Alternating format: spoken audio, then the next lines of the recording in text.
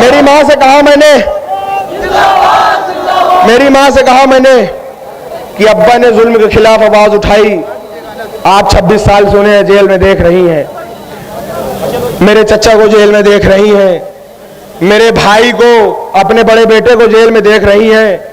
कल को मुझे इस लड़ाई में शहीद होना पड़े तो आंसू न बहाना। तो उन्होंने जवाब दिया कि तुम्हारे बाद मेरे 3 बेटे और हैं, और उसके बाद मैं अपना आंचल फाड़ कर इसको परचम बनाऊंगी, लेकिन अल्लाह के सिवा किसी के सामने सर न झुकाऊंगी।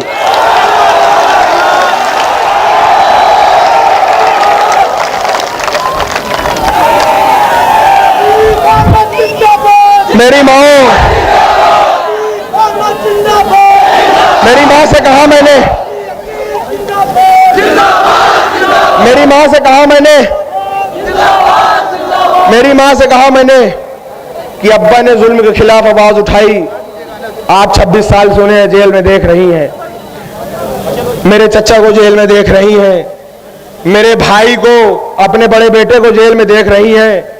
कल को मुझे इस लड़ाई में शहीद होना पड़े तो आंसू न बहाना। तो उन्होंने जवाब दिया कि तुम्हारे बाद मेरे 3 बेटे और हैं, और उसके बाद मैं अपना आंचल फाड़ कर इसको परचम बनाऊंगी, लेकिन अल्लाह के सिवा किसी के सामने सर न झुकाऊंगी। अब जरूरत हमें आपको है कि किसी की दलाली बाजारी न किया जाए, किसी का झंडा ना उठाया जाए। झंडा उठाया जाए तो अपना झंडा उठाया जाए, बात की जाए तो अपनी बात की जाए, किसी और गैर की बात न की जाए। हमारे साथ अगर हक पे चलने वाले लोग हर तरीके से जुड़ने को तैयार हैं, तो हम वो लोग हैं जो हक के लिए जान दे सकते हैं, एक पल को नहीं सोचते। हम उनमें से हैं। आज के बाद ऐसा करिए कि कोई नेता ये न कहे कि जाओ लग जाओ काम करो, नेता ये कहे कि हमारे साथ जुड़ जाइए, काम कर लीजिए। ये ताकत बनाइए, अपने अंदर इकट्ठा होने की ताकत बनाइए। बहुत बहुत गुजारिश है आपसे।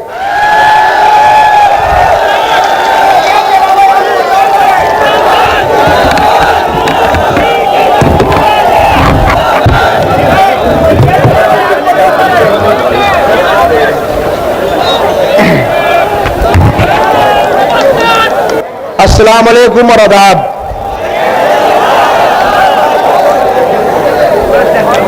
मेरे बड़ों बुजुर्गों,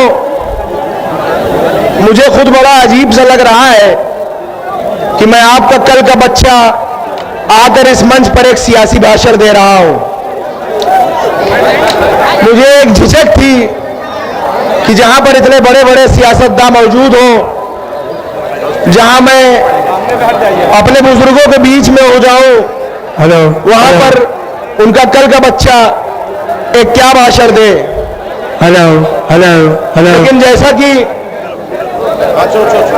लेकिन जैसा कि मैं एक सियासी घर में पैदा हुआ और बड़ा हुआ, जो कि मैं एक तालिबे इल्म हूं, अभी एक स्टूडेंट हूं, लेकिन सियासी माहौल में रहा। और एक बात कहा जाता है कि मछली के बच्चे को कभी तैरना नहीं सिखाया जाता।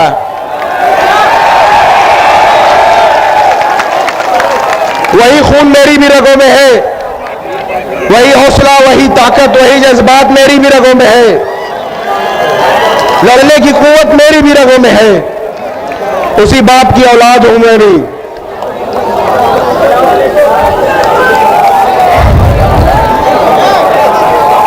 मैं आज जो मैं देख रहा हूं, गौर से सुनिए मेरी बात, बहुत जरूरी बात है ये।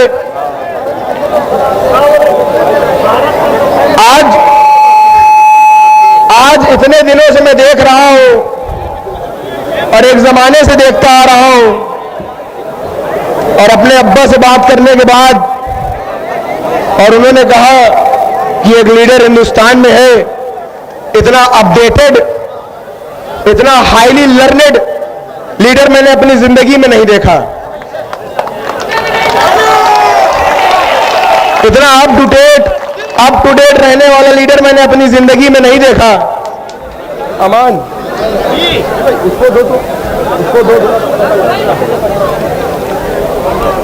नहीं देखा। एक निजी वाकया बताऊं तो जब अब्बा जेल में थे, अभी गुजरात जेल में पहुंचे, उनको महज 2 साल से वो जेल में है गुजरात में। तो जब से वो गुजरात जेल में है, वो 2 ही चीज लाने को कहते हैं। एक अर्तुगरुल की सीरीज ले आ दो,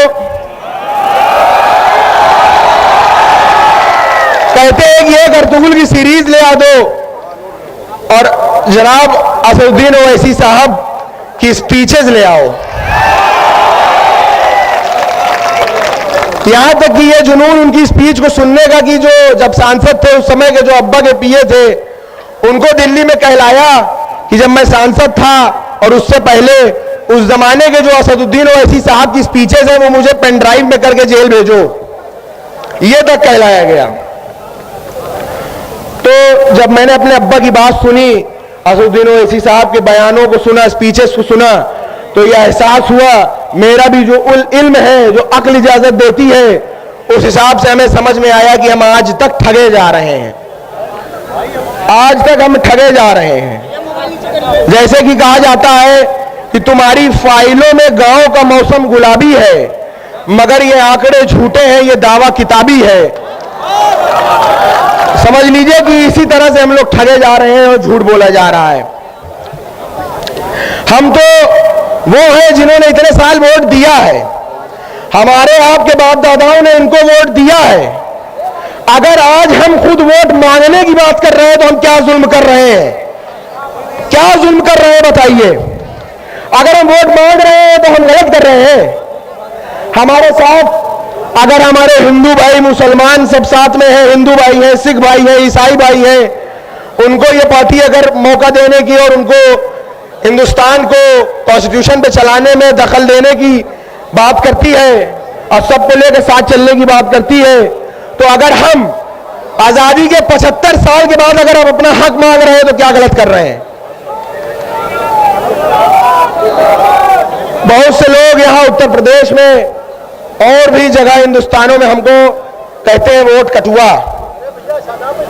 सुनिएगा, हमको कहते हैं वोट कटुआ। बीजेपी और आरएसएस ने पूरे हिंदुस्तान में हमें कटुआ कटुआ कह के सरकार बनाया है। सेंट्रल में कटुआ कटुआ कह के सरकार बनाया सेंट्रल में। अब ये यूपी में वोट कटुआ कह के सरकार बनाने जा रहे हैं।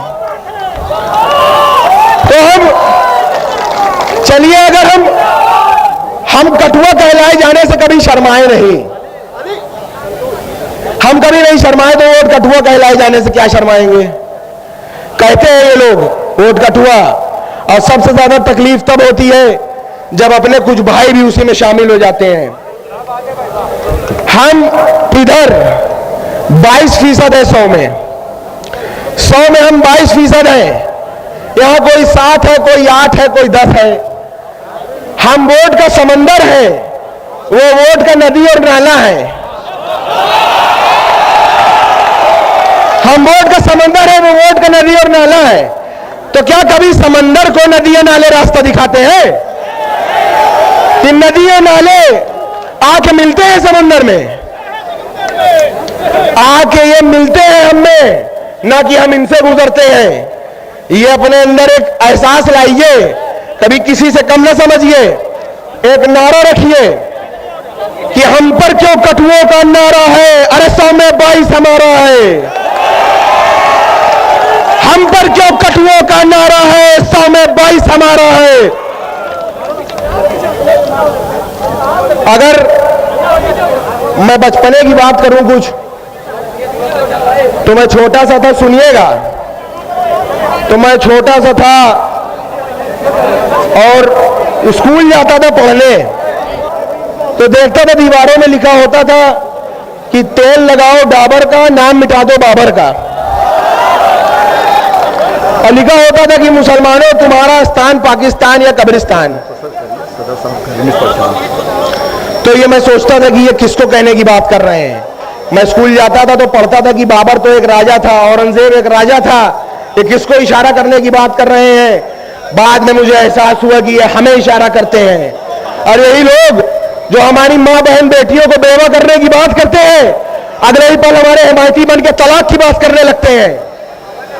ये कहां करे वहां से बताइए, इन पे कैसे भरोसा करा जाए? आप खुद सोचिए कि एक तरफ हमारी मां बहनों को बेवा कर रहे हैं, दूसरी तरफ तलाक की बात कर रहे हैं। यकीन करने लायक है कि नहीं है ये लोग?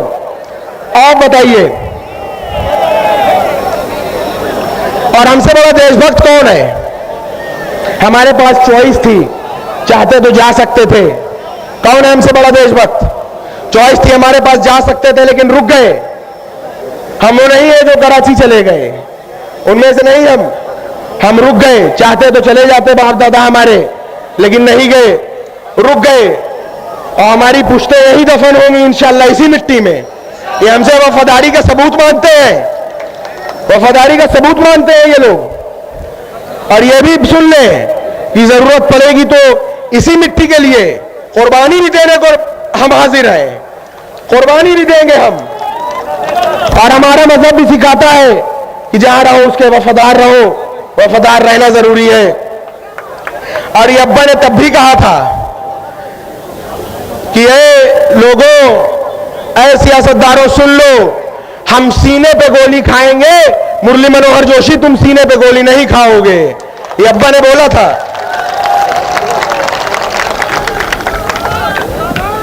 सन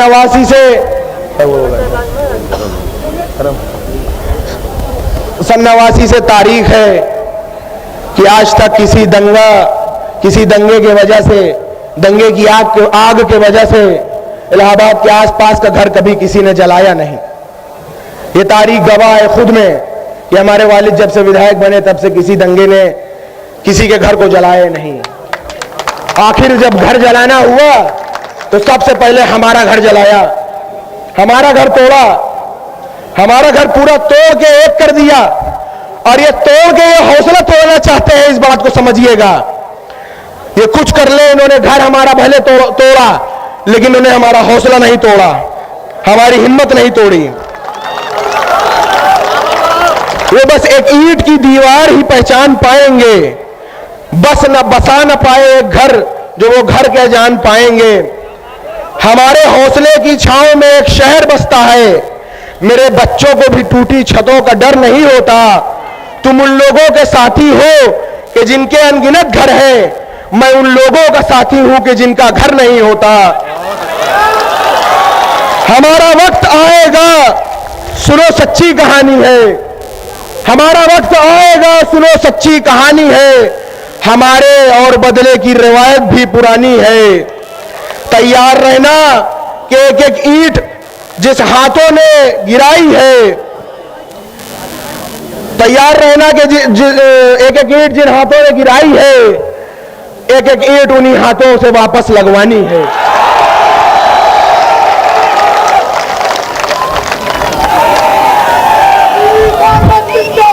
मेरी माँ से कहा मैंने,